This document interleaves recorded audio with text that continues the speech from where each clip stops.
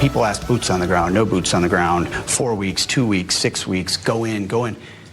President Trump knows, I know, you don't tell the enemy, you don't tell the press, you don't tell anybody what your limits would be on an operation. We're willing to go as far as we need to in order to be successful. We would be completely unwise if we did not reserve the right to take any particular option, whether it included boots on the ground or no boots on the ground. 60 Minutes sat down with the Secretary of War, Pete Hegseth, where he's talked about the operation as it's going so far. You know, keep in mind, we're only a weekend. And what is possible 1 weekend with the firepower of 3,000 separate sites, and then, of course, probably 3,000 separate sites with Israel, and blowing up all but 150, 125 launchers. They think less than 125 launchers. And they have the inability right now to come up and manufacture new missiles, new launchers. They said there's no way they could do it.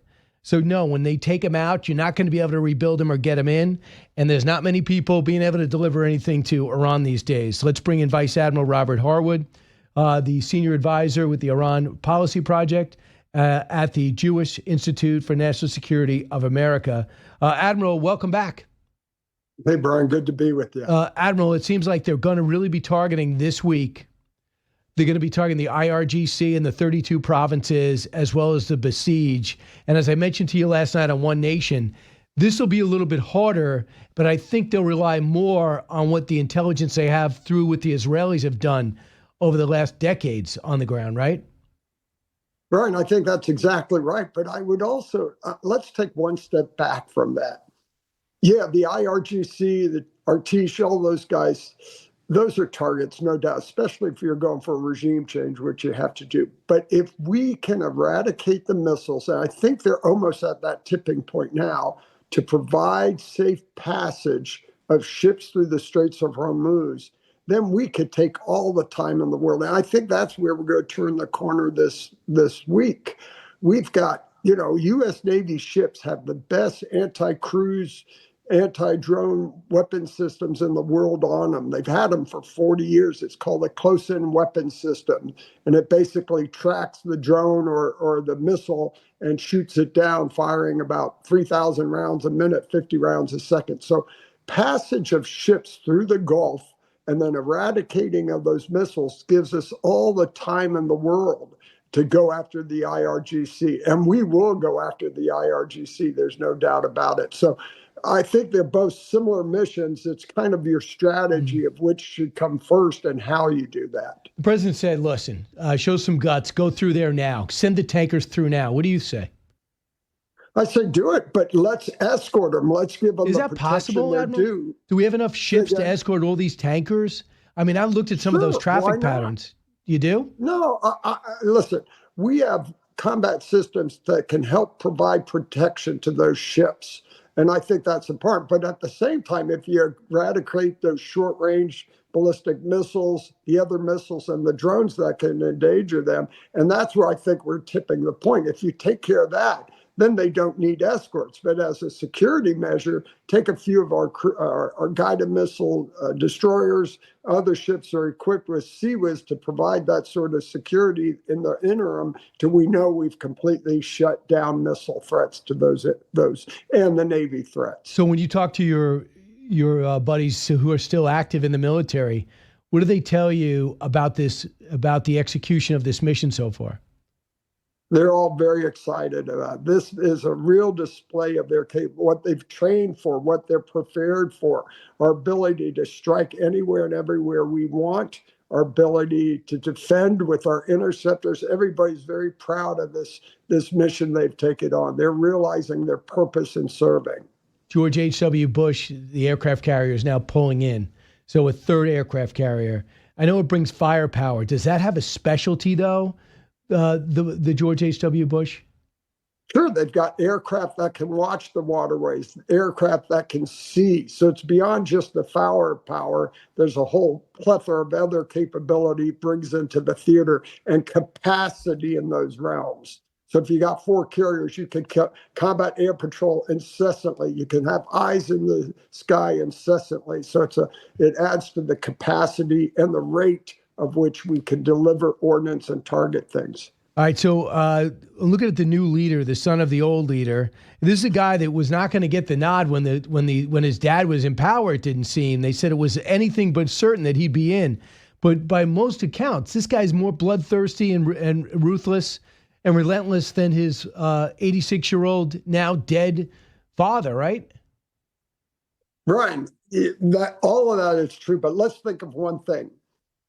If you look at our history, what we did with Al-Qaeda, what we've done with others, is that a job you want right now? Because that makes him target number one. And so just like Iranian nuclear scientists a couple of years ago when they were going after, if you were a nuclear scientist, you said, I'm in charge, your life expectancy was very short. I would suggest this guy's life expectancy is very short, and appropriately so. If you really want to convince people this is not the career, you don't want to be a part of this regime, make sure the leadership, every time they're identified, goes away. And you think we're in the process of doing that? Well, I'm sure we're looking. I'm sure they've got him hidden away somewhere. I don't think he's going to be effective. This is all part of this significant IO campaign. Hey, we've got a new leader. Okay, fine. What's he going to do? He's a target now. So yes, I would hope we're doing that.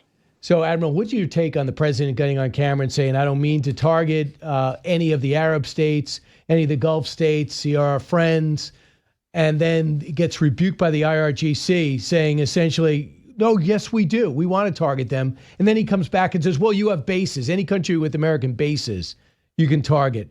What does that tell you about the lack of togetherness? This is all about information operations, waving the narrative. And don't forget, we've always said that the GCC before this started said, hey, we don't want you to strike, because they knew this was a risk. So there is, and as I've seen from all the leaders in the region, His Excellency or His Highness Sheikh Mohammed bin Zayed Al Nahyan, they're committed to defending their countries. And so I think this just adds to the problems Iran's facing and the desire of all of them to see a government in Iran that is not going to be a threat to them.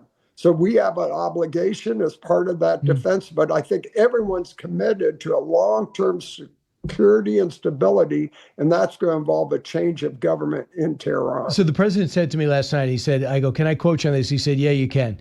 He said they found intelligence of this. Iran had thousands of missiles pointed at all these Middle Eastern countries for the last 4 months. They were going to take over the Middle East. They were going to control all of UAE, Qatar, Oman, Saudi Arabia. They had 1,200 missiles pointed at these countries. All these nations were afraid, but they're not anymore. They had a reason to be afraid. We have knocked the hell out of them that no other nation could have, and they still have remnants left. But he said that the plan was for them to gradually assert themselves throughout the Middle East. And Qatar has no military per se, Oman, Saudi Arabia, but they have a lot of riches and assets. So your thought about what the president presented out there, and the fact is, somebody's telling them where to shoot right now. Look, anyone who's been watching this on the long haul, this regime from its inception had much greater ambitions. They wanted to establish the Islamic Republic and then proliferate it throughout the region.